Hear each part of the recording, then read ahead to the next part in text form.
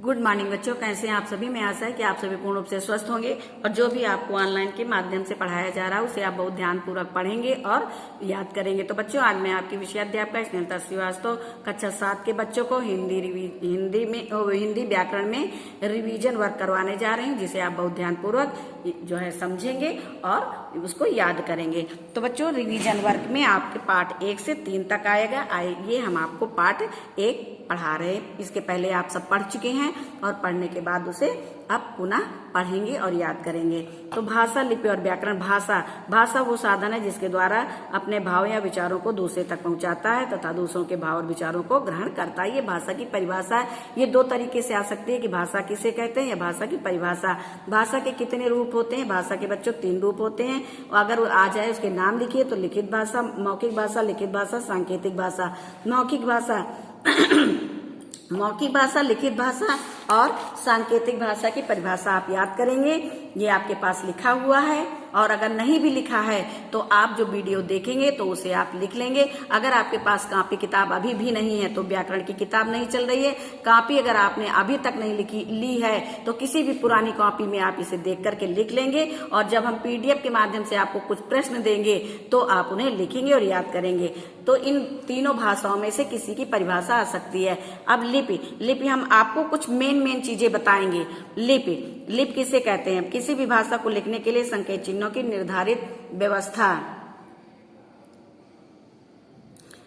व्यवस्था को लिपि कहते हैं। हिंदी, गुजराती, मराठी, संस्कृत आदि भाषाएं देवनागरी लिपि में लिखी जाती हैं। पंजाबी भाषा की लिपि गुरमुखी, अंग्रेजी भाषा रोमन लिपि में लिखी जाती है। तो बच्चों, ये तो हो गया लिपि। अब लिपि के लिए जो है आपको ये भी आ सकता है कि हिंदी किस लिपि में लिखी जाती है या पंजाबी किस लिपि में लिखी जाती है। जी, अगर आ जाए कि लिपि किसे कहते हैं तो पूरी आपको परिभाषा लिखनी है और अगर किसी भी एक भाषा के बारे में कहा जाए तो आप उस एक भाषा को भी लिखेंगे। ठीक है। अब आइए हम व्याकरण बताते हैं आपको। व्याकरण किसे कहते हैं? ठीक है। व्याकरण भाषा के शुद्ध रूप और सही प्रयोग का ज्ञान कराने वाले शास्त्र को व्याकरण कहते हैं। व्याकरण के द्वारा ही हम भाषा को शुद्ध रूप में लिखना, पढ़ना और बोलना सीखते हैं। व्याकरण के कितने भेद होते हैं? व्याकरण के 3 भेद होते हैं, वर्ण विचार, शब्द विचार और वाक्य विचार। यदि आता है आपके पेपर में कि व्याकरण के कितने भेद होते हैं, नाम लिखिए, तो आपको नाम में यही वर्ण विचार, शब्द विचार और वाक्य विचार लिखना है। ये तो पाठ 1 हो गया। अब हम आपको पाठ 2 बताएंगे। अब पाठ 2 में बच्चों संधि है। पाठ 2 में क्या है? पाठ 2 में संधि है। अब संधि जो है, संधि की परिभाषा किसे कहते हैं? संधि की परिभाषा आ जाए या संधि किसे कहते हैं, दोनों रूप में आपको यही लिखना है। संधि का शाब्दिक अर्थ है मेल। व्याकरण में जब 2 शब्द या वर्ण आपस में मिलते हैं तब एक नया रूप धारण कर लेते हैं। इसी मेल को संधि कहते हैं। संक्षेप में 2 वर्णों या 2 शब्दों के मेल को संधि कहते हैं, जैसे विद्याधनालय, विद्यालय, महाधनेश, महेश, सद्धनजन, सज्जन। अब संधि कितने प्रकार की होती है? संधि 3 प्रकार की होती है। ये याद रखना कि संधि भी 3 प्रकार की होती है। फिर उसके बाद स्वर संधि कितने प्रकार की होती है। ठीक है। इन दोनों चीजों में याद रखना, नहीं तो आप आ जाए कि स्वर संधि कितने प्रकार की होती है तो आप लिख दें 3 प्रकार, या संधि कितने प्रकार की होती है तो आप लिख दें 5 प्रकार। तो ये ध्यान देना कि संधि पूछा है कि स्वर संधि पूछा। संधि 3 प्रकार की होती है, स्वर संधि, व्यंजन संधि और विसर्ग संधि। आइए अब हम आपको बताते हैं स्वर संधि के प्रकार। स्वर संधि 5 प्रकार की होती है, दीर्घ संधि, गुण संधि, वृद्धि संधि, यण संधि, अयादि संधि। अब हम आपको इन संधियों के कुछ नियम आपको बताएंगे। ठीक है। और कुछ नियम आपको PDF के माध्यम से भेजे जाएंगे जिसे आप लिखेंगे, जैसे चर, धन, अचर, चराचर। अब दीर्घ संधि का पहला नियम क्या होता है? दीर्घ संधि का पहला नियम है, यदि ह्रस्व या दीर्घ आ या बड़ा के बाद ह्रस्व या दीर्घ आ या आ बड़ा आए तो दोनों के स्थान पर बड़ा आ हो जाता है, जैसे चर, धन, अचर, चराचर, शिवधन, आलय, शिवालय। ठीक है। अब इसके 2 उदाहरण हमने बता दिए, 2 उदाहरण आप अपने आप याद करेंगे। दूसरा नियम है, जब दीर्घ या ह्रस्व ई या बड़ी के बाद छोटी या बड़ी के बाद छोटी ई या बड़ी आए तो दोनों के स्थान पर बड़ी हो जाता, जैसे रविधन, इंद्र, रविंद्र, कपिधन, ईश, कपीस। ठीक है। अब नियम नंबर 3 में क्या है? जब छोटा ऊ या बड़ा ऊ के बाद छोटा ऊ या बड़ा ऊ आए तो दोनों के स्थान पर बड़ा ऊ हो जाता है, जैसे भानुधन, उदय। अब भानु ना में देखिए छोटे ऊ की मात्रा लगी हुई है और ऊ छोटा ऊ है, इस प्रकार छोटा ऊ मिलके बड़ा ऊ हो गया, ना में बड़े ऊ की मात्रा लग गई, भानुदय। फिर बधूधन उत्सव बधूत्सव। अब आइए गुण संधि हम आपको बताते हैं। गुण संधि में भी 3 नियम होते हैं। गुण संधि का पहला नियम है जब छोटा आ या बड़ा आ के बाद ई या बड़ी ई आए तो दोनों के स्थान पर ए हो जाता है। जैसे देवधन इंद्र देवेंद्र, रामधन ईश्वर रमेश, महाधन ईश महेंद्र, रमाधन ईश रमेश। इसके बाद है नियम नंबर 2।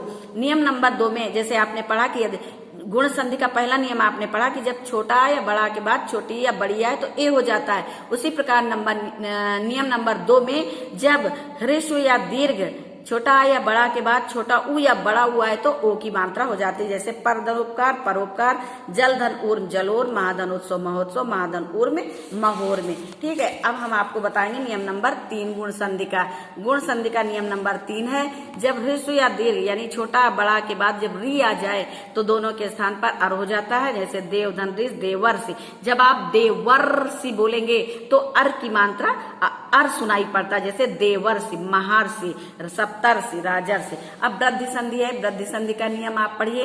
नियम अगर आपने पढ़ लिया तो आपको संधि करना बहुत आसान हो जाएगा। जब ह्रस्व या दीर्घ आ या आ के आगे मतलब ह्रस्व या दीर्घ छोटा या बड़ा के आगे ए या आ आता है तो दोनों के स्थान पर आय हो जाता है। जैसे तत्र धन एव तत्रैव, सदा धन आयो सदैव। ठीक है, 2 उदाहरण हम आपको बता रहे हैं। इसके बाद है नियम नंबर 2, जब ह्रस्व या दीर्घ आ या बड़ा के आगे ओ या औ आता है तो दोनों के स्थान पर औ हो जाता है। जैसे जलधन औषध जलौषध, परमधन औषध परमौषध, महाधन ओजस्वी महोजस्वी, महाधन औषध महोषध। अब यण संधि का नियम नंबर 1, जब ई के बाद कोई ई या बड़ी ई को छोड़कर कोई असमान स्वर आए तो दोनों के स्थान पर या हो जाता है। यानी छोटी ई के बाद छोटी ई या बड़ी के बाद छोटी ई या बड़ी ई नहीं आनी चाहिए। छोटा आ या बड़ा आए तो या हो जाता है। यदि धन अप यद्यप इति धन आदि इत्यादि। यानी छोटी ई में जब हम छोटा आ जोड़ेंगे तो या हो जाएगा, छोटी ई में जब हम बड़ा आ जोड़ेंगे तो या हो जाएगा। दूसरा नियम है जब ऊ या ऊ के बाद छोटा ऊ या बड़ा ऊ को छोड़कर कोई असमान स्वर आए। वही नियम है जैसे पहले नियम में था कि ई या ई को छोड़कर कोई असमान स्वर आए, तो दूसरे में है ऊ या बड़ा ऊ को छोड़कर कोई असमान स्वर आए। असमान का मतलब छोटा आ बड़ा आए। जैसे सुधन अच्छ स्वच्छ, सुधन आगत स्वागत। नियम नंबर 3 में है जब री के आगे अतिरिक्त कोई अन्य स्वर आए, यानी री के बाद री ही ना आए, री के बाद आ या बड़ा आए तो वहां पे रा या बड़ा रा हो जाता है। पितृधन आज्ञा पित्राज्ञा, मातृधन अनुमत मातृनुमति। ठीक है, ये तो हो गया यण संधि। अब अयादि संधि का नियम हम आपको बताएंगे। अयादि संधि बच्चों, अयादि संधि में क्या होता है? अयादि संधि में ए का आय हो जाता है। जैसे अगर ए के बाद आए तो आय हो गया, और आय के बाद आए तो आय हो गया, ओ के बाद आए तो आव हो गया, औ के बाद आए तो आव हो गया, औ के बाद ई आए तो आव ही हो गया, औ के बाद उ आए तो आव। जैसे नेधन अन नयन। ठीक है, यहाँ पे ए और आ है तो आय हो गया। नयन, आप मुंह से बोलिए नयन, आय आता है। गयधन अगायक, यहाँ आय आता है। भोधन अन भवन, पौधन अन पावन, नौधन एक नाविक, भवधन उक भावुक। ये तो पार्ट 2 हो गया आपका। आइए पार्ट 3 में हम आपको उपसर्ग बताएंगे, क्योंकि यूटी फर्स्ट में आपके पार्ट 1 से 3 तक ही आएगा। अब उपसर्ग किसे कहते हैं या उपसर्ग की परिभाषा क्या होती है? तो उपसर्ग वे शब्दांश जो किसी शब्द के पहले जुड़कर उसके अर्थ में परिवर्तन या विशेषता लाते हैं, उन्हें उपसर्ग कहते हैं। आइए उपसर्ग के कुछ नियम है। जैसे पहले उपसर्ग है मूल शब्द नया शब्द। अब मूल शब्द है प्रभात, भात है। भात में हमने प्रा जोड़ा तो प्रभात हो गया। ज्ञान में हमने वि उपसर्ग जोड़ा तो विज्ञान हो गया। कर्म में हमने सु उपसर्ग जोड़ा तो सुकर्म हो गया। फल में हमने सा उपसर्ग जोड़ा तो सफल हो गया। देश में हमने स्व उपसर्ग जोड़ा तो स्वदेश हो गया। योग में हमने वि उपसर्ग जोड़ा तो वियोग हो गया। धर्म में हमने आ उपसर्ग जोड़ा तो क्या हो गया? अधर्म हो गया। इसी प्रकार यहाँ पे चित्र के माध्यम से बताया गया है। जैसे देश मूल शब्द है, उपसर्ग इधर है और इधर नया शब्द है। देश में हमने प्र उपसर्ग जोड़ा तो प्रदेश, और देश में हमने वी जोड़ा तो विदेश, देश में हमने स्व जोड़ा तो स्वदेश। ठीक है, इसी प्रकार यहाँ पे भी उसी तरह है। जैसे मूल शब्द गुण है, गुण में निर जोड़ा गया उपसर्ग तो निर्गुण हो गया। गुण में स उपसर्ग जोड़ा गया तो सगुण हो गया, और गुण में दुर जोड़ा गया तो दुर्गुण हो गया। अब बच्चों ये इस प्रकार भी आ सकता है। जैसे का, यह है कु उपसर्ग के 3 शब्द बनाइए। कु उपसर्ग से 3 शब्द बनाइए तो कु उपसर्ग से 3 शब्द क्या हो जाएंगे? जैसे कुमार्ग हो गया, कुमार्ग, कुमार्ग। कु उपसर्ग है और उपसर्ग से हमें 5 शब्द या 3 शब्द बनाने हैं। जैसे कुमार्ग बन गया, कुमार बन गया, कुमार बन गया, और कुम्हार बन गया, कुम्हार बन गया। जैसे स उपसर्ग है तो सफल बन गया, सफल बन गया, सकल बन गया और सरल बन गया। ठीक है, इसी तरह कोई भी उपसर्ग दिए जा सकते हैं, उसमें से कहा जा सकता है कि 5-5 शब्द बनाइए। तो बच्चों आज ये आपका जो है रिवीजन वर्क यहीं पे समाप्त होता है। धन्यवाद।